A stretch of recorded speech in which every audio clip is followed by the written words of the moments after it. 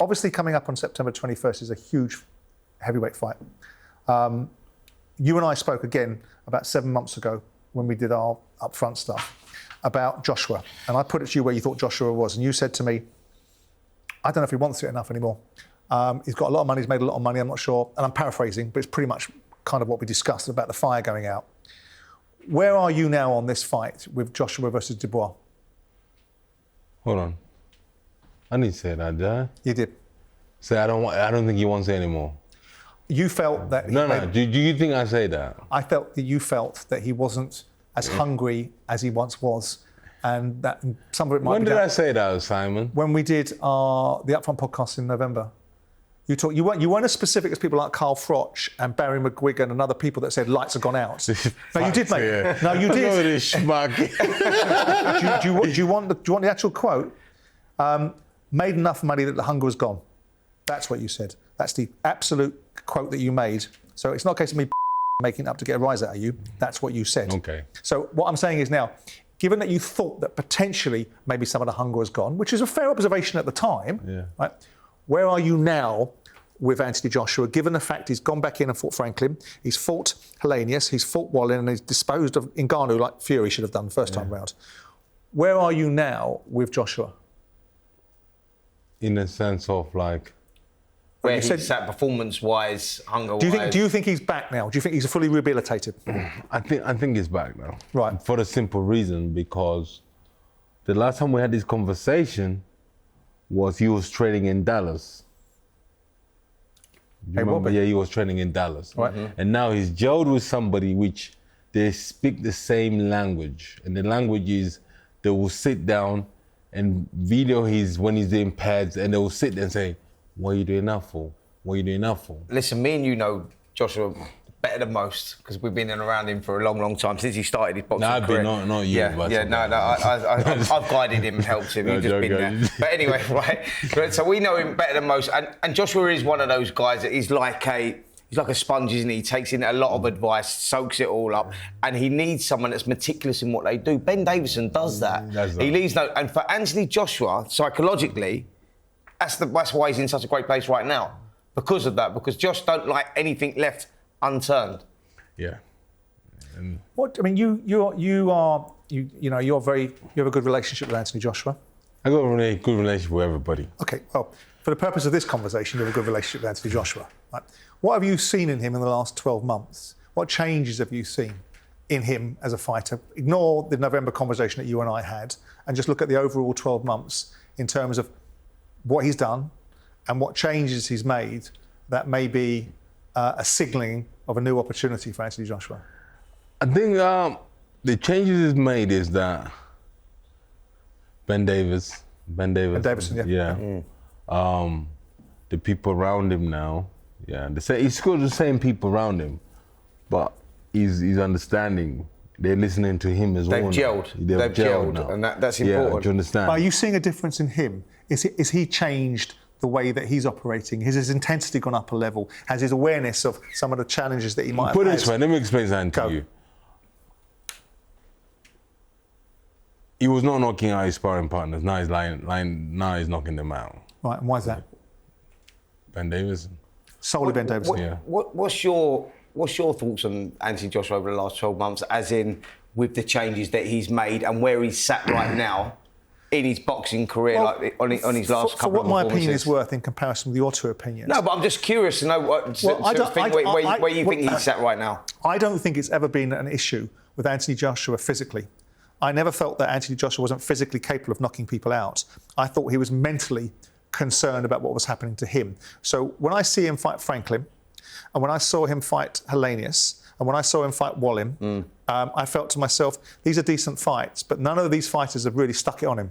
And none have really taken him into the red zone, which my question is, when Anthony Joshua gets put into that red zone, and a question gets really asked of him, will he have the deep-seated belief or the desire to do what he did against Klitschko, which is pick himself off the floor, and to do other things that he's had to do to win fights? I think that you felt that he had become gun shy, and he wouldn't get that back. But I think that now he's proved a lot of doubters wrong, because in his performances you can see actually he's letting those comments. I mean, look, we had that conversation maybe 12 months ago. He said he'll never be a 3-time world heavyweight champion. That's true. And now I think no, absolutely, that's true. And I thought at the time that he does let his hands go now, but the opposition that he's faced.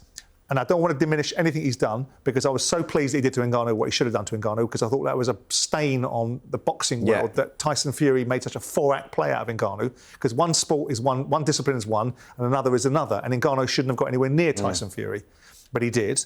So I was pleased with Anthony that he did that. My question is not now that he's prepared to let his hands go, is what happens when he gets taken into a dark place. Now, Eddie doesn't understand the observation I made about PTSD, which was, I understand if a heavyweight hits another heavyweight on the chin, there's a possibility whoever they are in the world, they're going to go.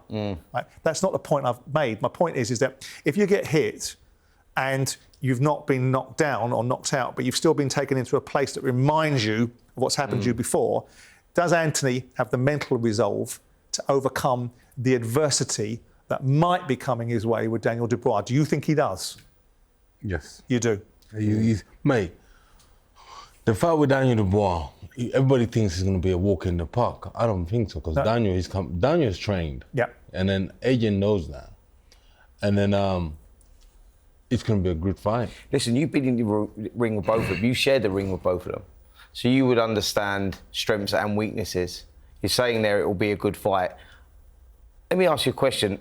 Does Daniel Dubois have what it takes to knock Anthony Joshua out going into this fight? Do you think that, what I'm saying is, a lot of people see it as a very one-sided fight. Anyone that's in the industry understands that Daniel has a great chance. No. Fight. Do you not? No, I don't. No, I don't either. Do you see this fight? Do you see this fight going beyond 6 rounds?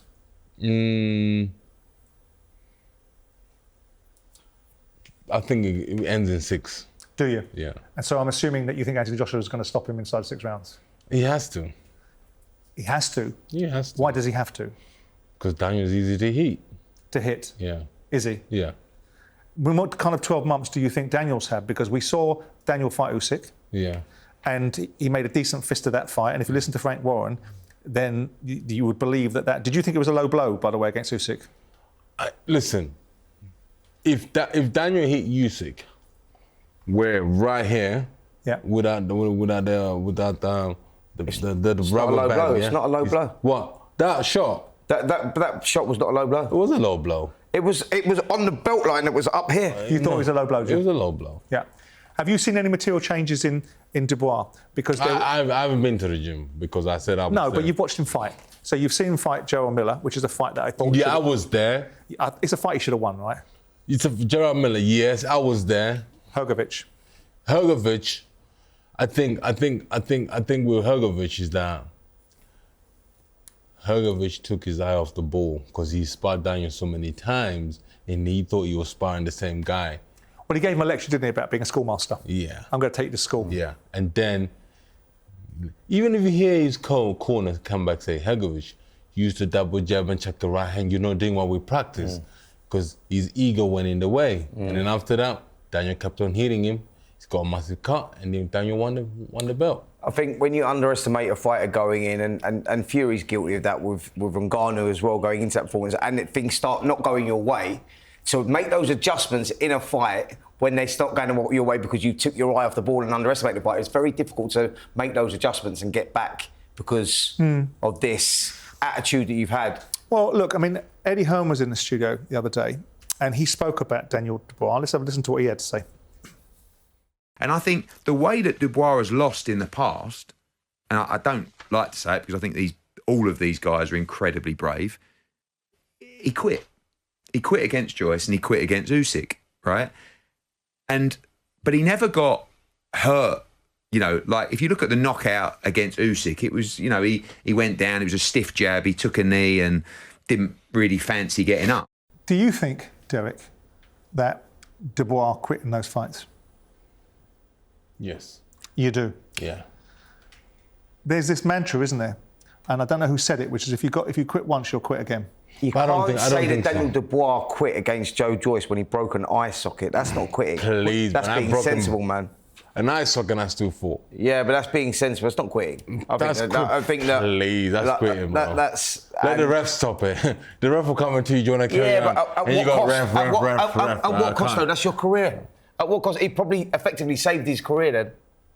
No, but what I'm it's saying quick. is, it don't matter. It's quick. I mean, there is there's a lot of meanings. But there is an quick. element of what Derek's saying, which is right, which is he took an educated decision. You're giving it the No, but balance there's an view. element of what I'm saying is correct. No, you're absolutely. I'm saying there's an element of what both you're saying is right. Do you think he quit against Usyk?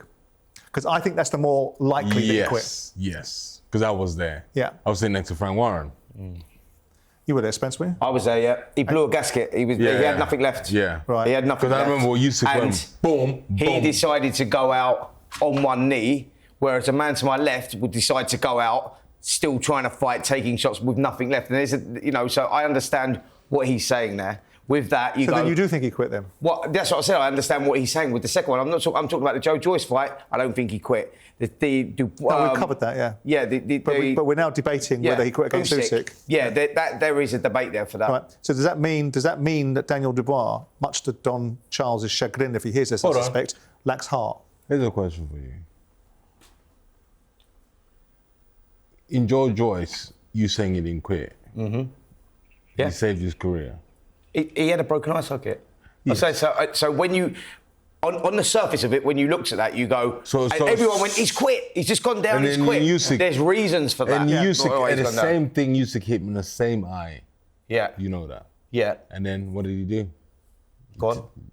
What did he do? He quit again. Right, so when he blew the gasket. You know, you see, look, Joe Joyce hit him on the same eye. Usyk hit him on the same eye. Yeah. Yeah. So what are you trying to say? Do you think subconsciously he thought his eye socket was broken again. So there's a psychological problem there. Yeah.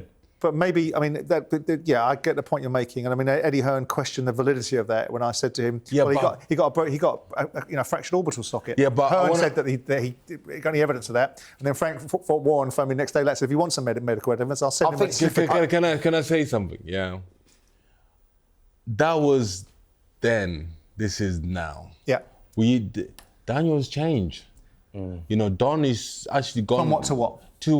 Like, look at his last fight with Hrgović. Yep. Hrgović hit him straight right hand. He didn't drop, he didn't quit. He carried on going. Yeah. He won the fight. Yeah. Baby Miller. It was a scrap, but he got so tired, he was about to quit. But he did not quit. So what I'm trying to say to you, the guy who boxed George Joyce and Alexander Usyk, he's not that guy. He's not that guy anymore. He's not that guy anymore. Right. So I suppose the argument is there's a question mark on it. So it's Daniel's still got it to prove. That's what we're saying. That's what you're saying. Like, as in, there's always going to be a question mark over did he quit, did he not quit, and that's a strong word, by the way, anyway. But did he quit, did he not quit? Now you go, he's still got to prove some of those doubters wrong. Did he quit? He quit, yeah. He thinks he quit. I mean, you can make a case. No, he quit. But I don't think the guy we're looking at now is going to quit in Wembley. Yeah. I don't think so. I mean, there is an argument that, Roberto Duran quit against Sugar Ray Leonard. He did. And he did quit, no mass. Yeah. And that was for a different reason, not because he was frightened of Sugar Ray Leonard or because he was damaged, because he was pissed off with the Mickey taking that was being done with him.